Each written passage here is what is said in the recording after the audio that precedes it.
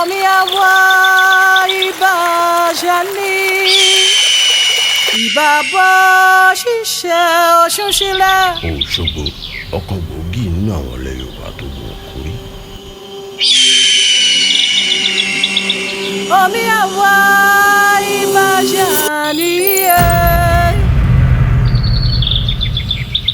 Lóòótọ́ lógun Fúlàní wọlé sí ìlú Òṣogbo ṣùgbọ́n kò kún wọn. ìbàbọ̀ ṣiṣẹ́ àgbàtà ni. Mo lọ sílùú Òṣogbo láti lọ mọ kí ni àṣírí agbára wọn tí ó jẹ́ kí ogun Fúlàní parí síbí. Níta wà yìí, ibi kan pè ní Òṣogbo àkọ́kọ́. Ṣùgbọ́n bí mo ṣe wọ inú ojúbọ Ọ̀ṣun Òṣogbo ní kámẹ́rà mi yarí. Kí ni mo wá ṣe sí?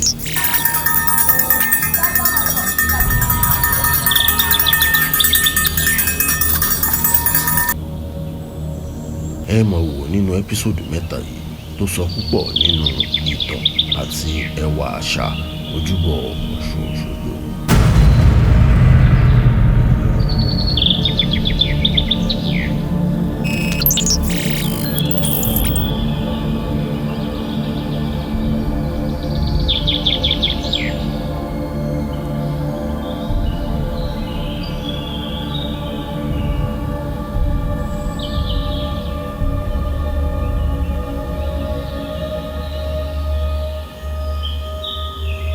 And a voice came out.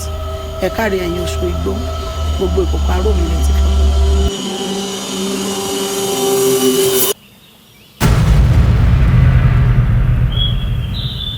Oṣó igbó pẹ̀lẹ́, oṣó igbó rárá o. So the name Òṣogbo was given to them by the spirit. By the spirit. By the goddess herself.